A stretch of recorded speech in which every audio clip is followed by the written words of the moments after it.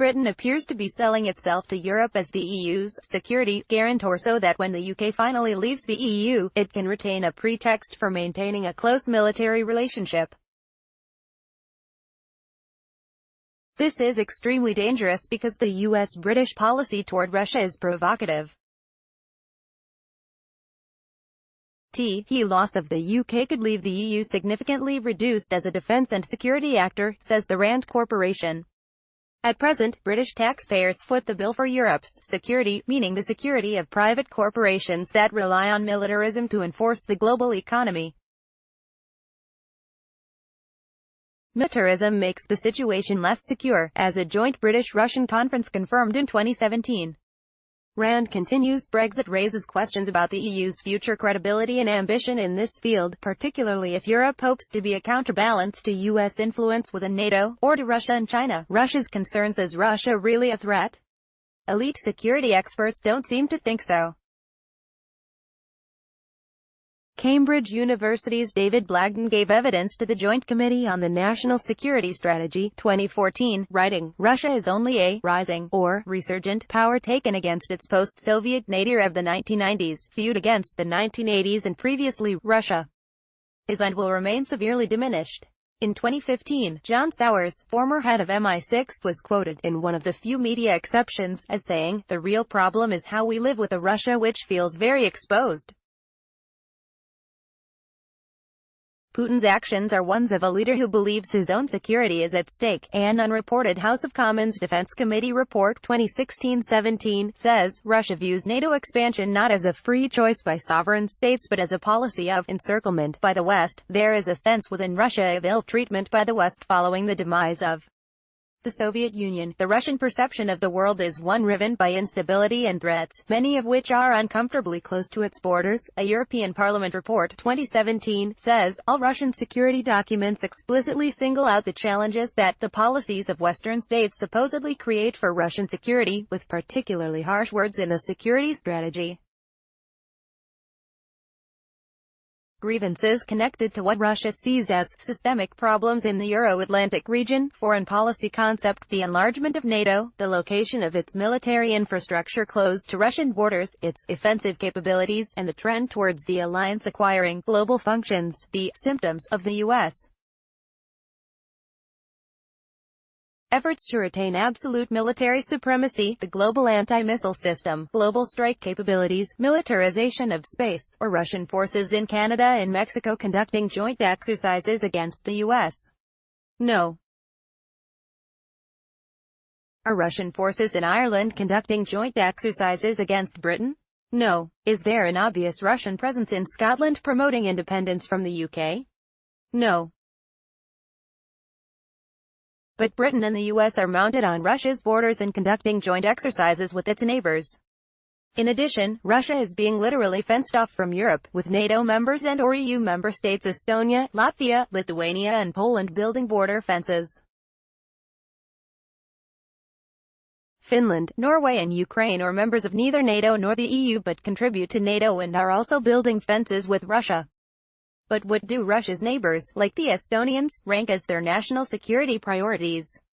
A survey suggests that for Estonians, the biggest threat to global security is the Islamic State, followed by the refugee crisis in Europe and the war in Syria. Russia came fourth on the list, even after the Ukraine crisis.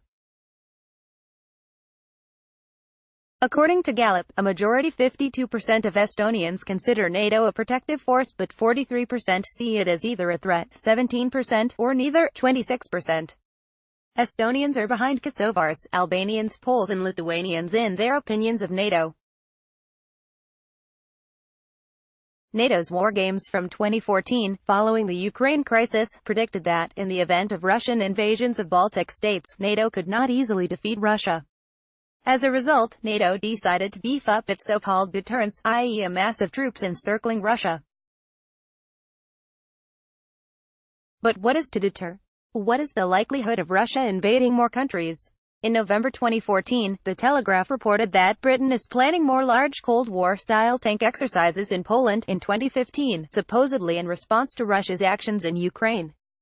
But remember, Russia's actions in Ukraine were a response to NATO's moves on the Anglo-American-sponsored coup. Exercise Black Eagle involved 1,000 British troops, 30 Warrior armored vehicles and 20 Challenger tanks, to send an important message that the NATO alliance is alive and well, per Gen. Sir Nick Carter, Chief of the General Staff of the British Army. In June 2016, it was reported that British troops were practicing urban combat operations in Poland, alongside American, Canadian, and Turkish forces. Exercise Anaconda.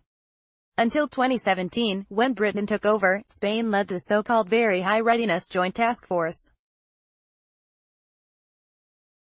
In November 2016, Britain deployed another 150 troops from the Light Dragoons Regiment, plus armored vehicles, close to the border with Russia's Kaliningrad. Also in that month, British newspapers reported the planned deployment of British GMLRS missiles to Estonia. In December, PM Theresa May travelled to Warsaw for the annual bilateral summit. The Prime Minister is expected to announce a new joint UK-Poland treaty on defence and security cooperation. The only other European Union country we have such a treaty with is France. Shortly after the UK and France signed their bilateral security deal, they worked together to smash up Libya, Mali, Iraq and Syria. Russia will surely take this as an ominous development, having reminded us of Russia's invasion of Ukraine in 2014, omitting the irrelevant details of US-British involvement in the preceding coup. BBC Online reported in July 2017 of an increased British presence as part of the NATO force in Estonia. Without irony, the reporter notes, for the British Army it is a question of learning new skills or rather of relearning them after years spent on counter-insurgency operations in Iraq and Afghanistan, both of which made Russia's Ukraine invasion look miserly by comparison. Had there been any indication up to July 2017 of Russian troop deployment? So far, absolutely nothing, said Gen. Sir Nick Carter, head of the British Army.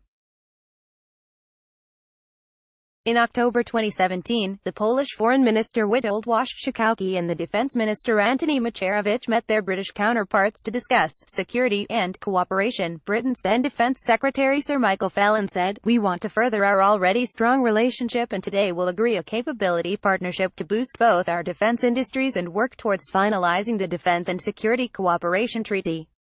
The UK's bilateral relations. As homelessness rises in the UK and tens of thousands literally die due to health cuts, the Tory government uses £5 million of British taxpayer money to fund propaganda in Poland, aka counter-Russian disinformation. Propaganda includes support for Belset, which targets Russia's last ally in Europe, Belarus, and is funded by Poland and now the British taxpayer. In keeping with the organization's customary neutrality, BBC Online has a headline from February: "The Welsh soldiers keeping the Estonian border safe. Safe from what? Has Russia threatened to or hinted at invading Estonia, which hosts NATO's Cyber Command? No." The article quotes commanding officer of the Enhanced Forward Presence, Lieutenant Col.